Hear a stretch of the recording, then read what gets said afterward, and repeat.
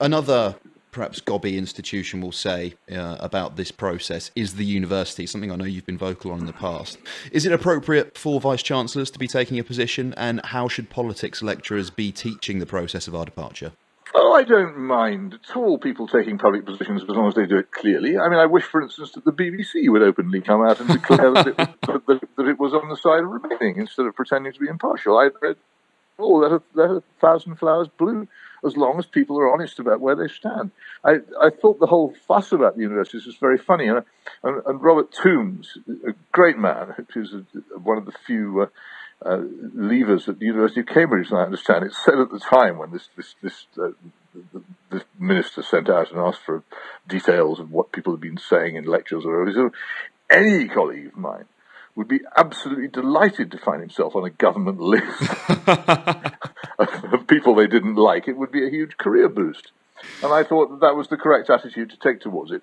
No, let people disagree. Let them say what they like, but all I ask is that nobody tries to pretend that they're impartial when they're not, and that nobody pretends that an opinion is a fact. That's all I ever ask in public debate. So many people can't do this. They will insist on, particularly as to the BBC being the worst culprit, on pretending that they don't have a position when they do have one. And other people will insist on imagining that their opinion is a fact and that therefore no one can disagree with it. But apart from that, no, I think I'm always very happy, to be honest, but they have to do the same favour in return.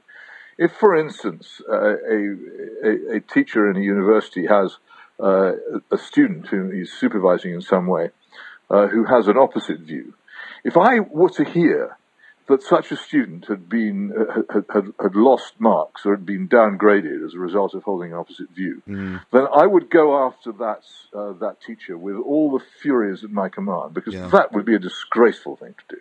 Absolutely. And if there's any of that going on, I couldn't condemn it enough. But in terms of just people saying what they think, for goodness sake, we are, more or less, within some limits, still a free country. And the last thing I would want to do would be to discourage people from saying what they meant. Everyone's entitled to an opinion.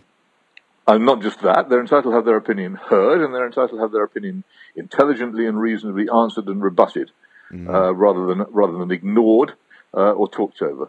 All right, then.